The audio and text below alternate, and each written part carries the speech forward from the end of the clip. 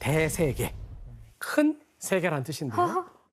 여러 오락을 한데 모아놓아서 정말 어디에도 없는 이른바 문화 복합 공간으로서의 세계를 만들었던 것입니다. 우와. 중국 서커스가 유명하잖아요. 와.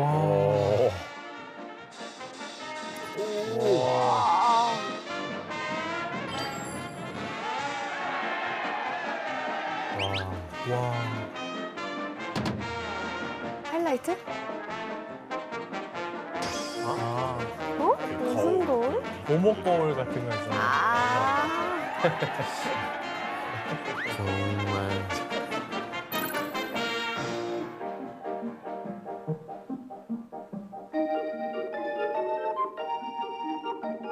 다 모아놨네요, 그냥. 놀이동산 같은 거네요. 저 때 당시에.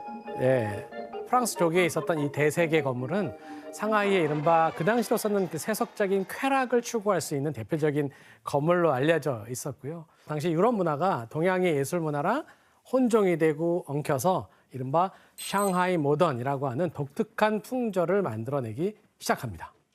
그치, 그럼 이제 황금 시대만 지금 펼쳐지고 있는데 순화산 완전 종료가 된 건가요? 아닙니다.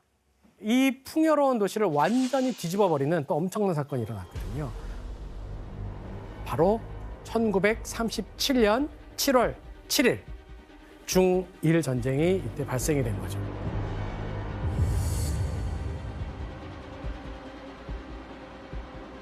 일본은 청일 전쟁 시기부터 점차 세력을 키워나가게 되죠.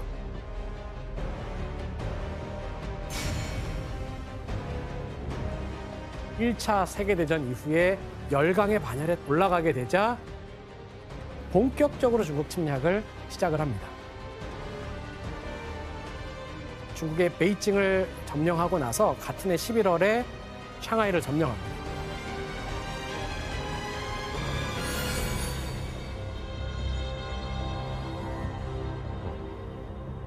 일본의 공격에 난징 국민정부의 주석이었던 장제스는 어떻게 했을까요?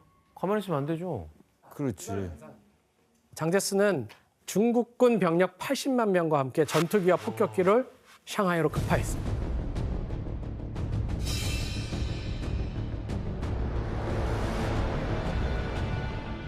그러나 샹하이 사변이다라고 불리는 이 전쟁으로 샹하이는 엄청나게 파괴당하고 말았어요.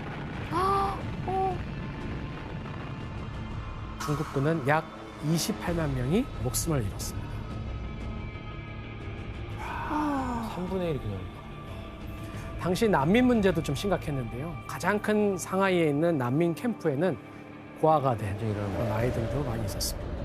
아이고. 아니, 그렇게 잘 나가던 상하이가 이렇게 된 거예요? 그러니까요.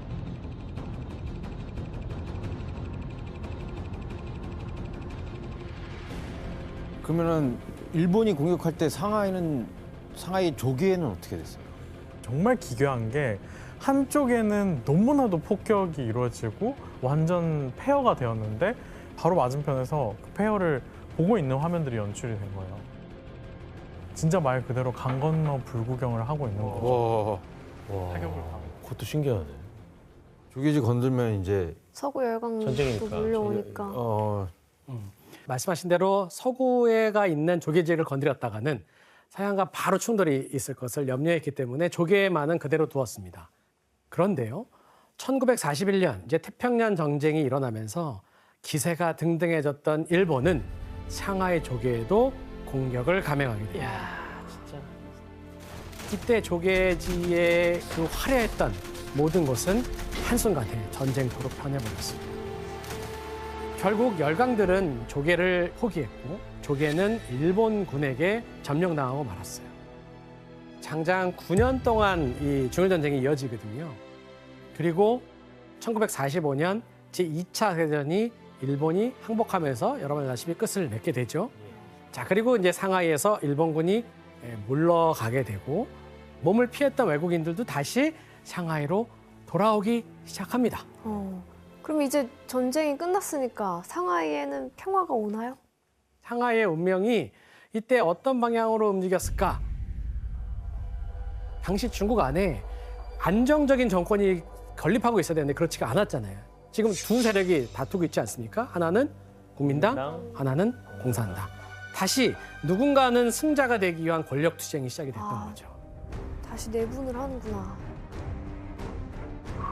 1945년 중국 공산당 제1대 주석으로 임명된 이 마오쩌둥과 반대편에 있는 국민당의 주석 장제스는 그야말로 중국의 패권을 장악하기 위한 일대 전쟁을 벌이게 되는 것이고 이게 그 유명한 국공내전인 겁니다.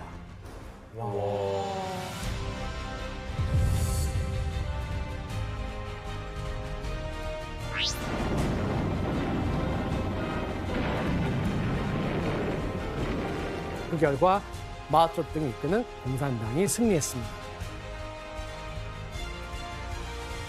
그 이후에 베이징에 입성을 한 다음에 난징을 다시 함락시키고요.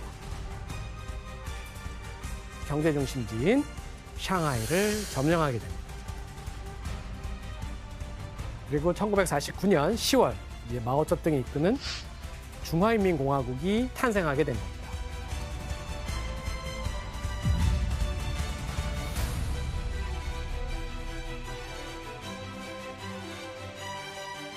공산당은 기조에 나온 것처럼 기본적으로 농민 혹은 하층 노동자 계급을 중심으로 한 평균주의, 즉 평등한 분배를 중요시하는 정당이지 않습니까?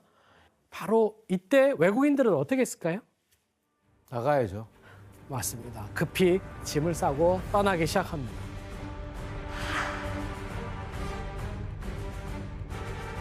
당시 공산당 입장에서 그대로 용인하기에는 좀 어려운 일이었겠죠. 결국 개항의 문을 닫고 외세는 상하이에서 완전히 물러나게 됩니다.